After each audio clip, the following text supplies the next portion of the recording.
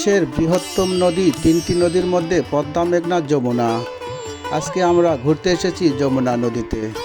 এই নদীতে এসে আমি আনন্দে মাতিয়ে গেলাম।